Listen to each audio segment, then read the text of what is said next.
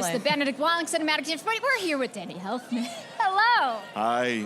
Legendary composer Danny you. Elfman. We're so excited for you to be here. Now, what was it like now? You've worked with Sam Raimi before. What was it like getting to re-team and to get back into the comic book movie genre? Well, it was like double fun because I always love working with Sam, of course. But working with Sam on this movie was like, wow. Such a big canvas to work on and so crazy and so, it was just really great. So when you have a canvas that's this big, I was reading an interview where you were talking about how very often you'll find a couple of themes that you'll really kind of focus on, and then ultimately that will lay the groundwork for the rest of it.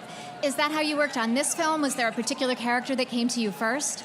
Well, it kept going between Wanda and Strange, and their themes were just constantly intertwining. So I don't even know who's got more thematic time, but both of them were really so fun to write for, because they're so good.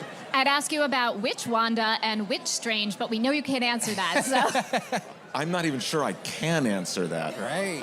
And you were talking about there's so many elements that you're also having to work with and interweave in as well. And there's also, Sam teased that there's some horror elements to this. Yes. What's the key to, interweaving those moments and building that suspense? Well, any movie like this is a giant puzzle, and it's like putting together all the pieces of the puzzle. Just in this particular puzzle, there was some horror, a la Sam Raimi. And so, of course, that wasn't really difficult for me to find that. You've had a little bit of experience with horror before. I'm curious, do you have go-to instruments for this kind of soundtrack? No, it's orchestra. It's still big orchestra. Although for some of the horror stuff, I used a special extra low brass sound that's reminiscent of kind of a modern redoing of an old-fashioned horror sound that I happen to really like, that Sam likes also. But you also, before you go here, I just want to plug that you have a new album that just dropped recently. Can you tell us about that recent project that you had? My album? Yeah. Well, that was just a surprise pandemic situation. Like a lot of people found themselves doing something they didn't expect, and that was me. It's like, oh, I didn't know I was going to do this, but that's what I'm doing, so yeah.